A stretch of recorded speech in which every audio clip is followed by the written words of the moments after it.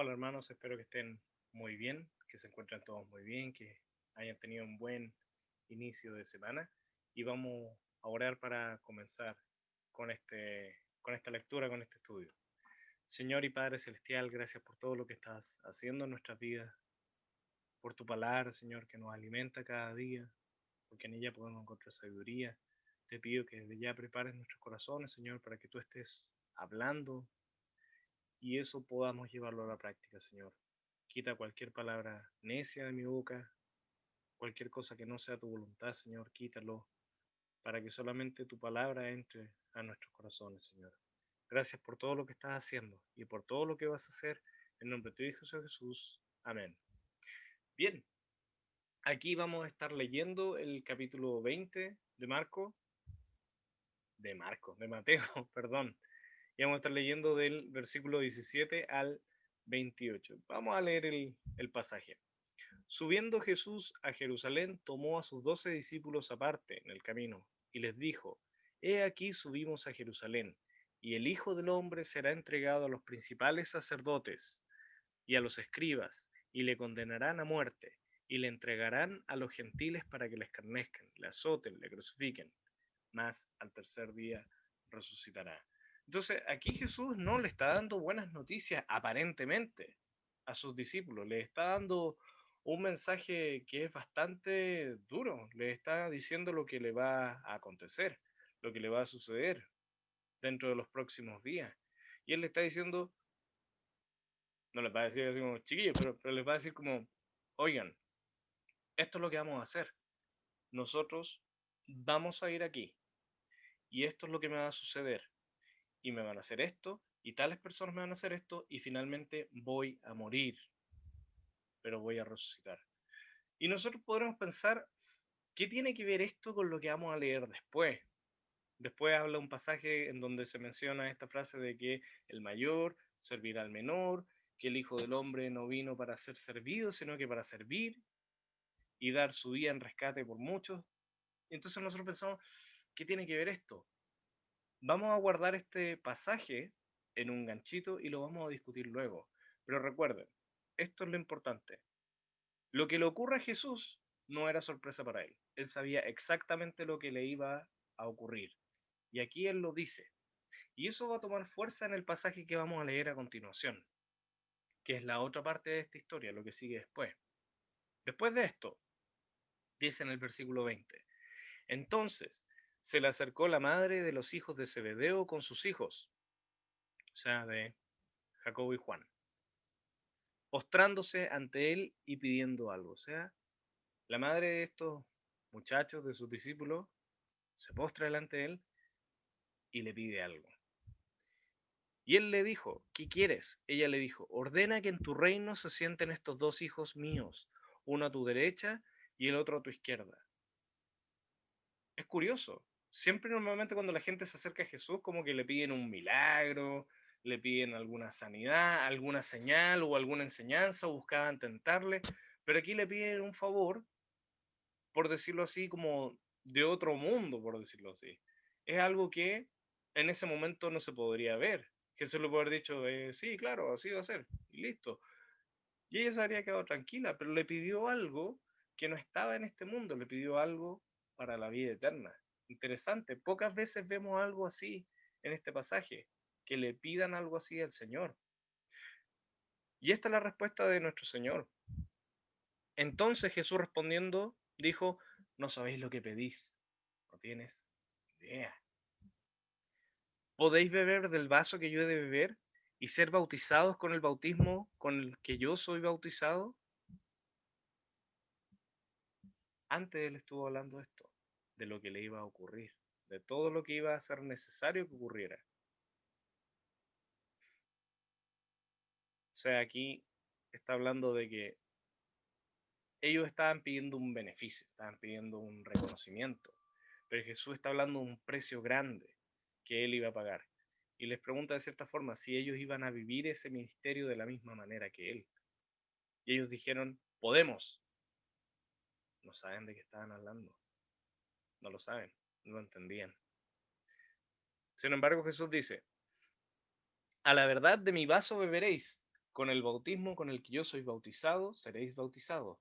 Pero el sentaros a mi derecha y a mi izquierda no es mío darlo, sino a aquellos para quienes está preparado por mi Padre.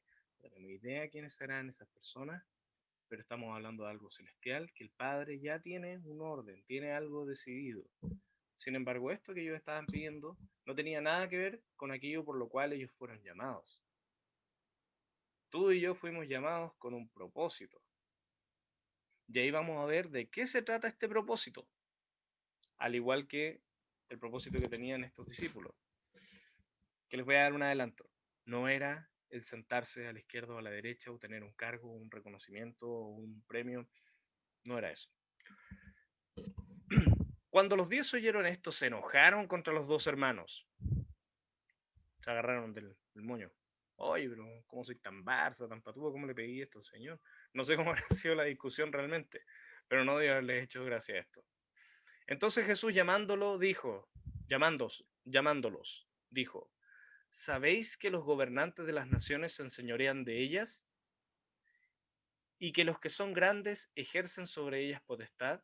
O sea, está hablando como la grandeza de un reino. Podríamos decir que ustedes pueden verlo por la cantidad de siervos que tiene un rey, o el ejército que él comanda, o el poder y la autoridad que tiene este rey. Así se ve la grandeza de estos reinos. Pero él aclara y dice en el 26, más entre vosotros no será así, sino que el que quiere hacerse grande entre vosotros será vuestro servidor. Y el que quiere ser el primero entre vosotros será vuestro siervo. Como el Hijo del Hombre no vino para ser servido, sino para servir y para dar su vida en rescate por muchos. Jesús los llama terreno, porque ellos habían perdido un poco el enfoque. Ellos estaban buscando quién era el primero, quién era el más grande, el más fuerte, el más sabio, qué sé yo, el más líder. Pedro sabemos que de repente tenía este tipo de arrebatos y ahora ellos estaban metidos en lo mismo. Y Cristo le dicen, a ver. Los llama a terreno y les muestra cuál es el enfoque. ¿Para qué fueron llamados? ¿Para gobernar? ¿Para ejercer señorío, poder y autoridad? Como muestran algunos pastores en televisión. ¿Para hacer grandes manifestaciones por el Espíritu y mostrar cuán ungidos son? ¿Para dar órdenes a diestra y siniestra a la gente de la iglesia? ¿Ser llamados apóstoles? ¿Ser llamados arcángeles con algún título? No.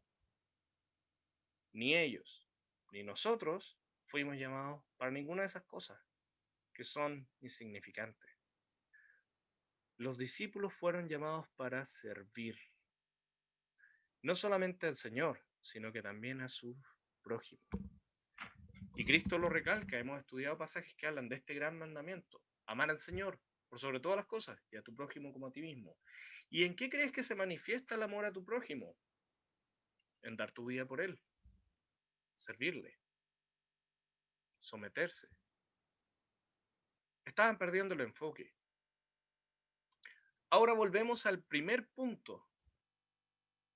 Cristo les dijo, y aquí es donde Él les va a dar un ejemplo, porque ellos veían al Mesías como el rey que va a gobernar, y ellos estaban pensando en ese Mesías, en el que iba a tener señorío, poder y autoridad, que en parte es así, pero el ministerio de Cristo en la tierra en ese entonces no fue ese, no fue el ejercer señorío, sino que, lo dice el 28, para servir, para dar su vida en rescate por muchos. Ese fue su ministerio en esta tierra cuando Él vino.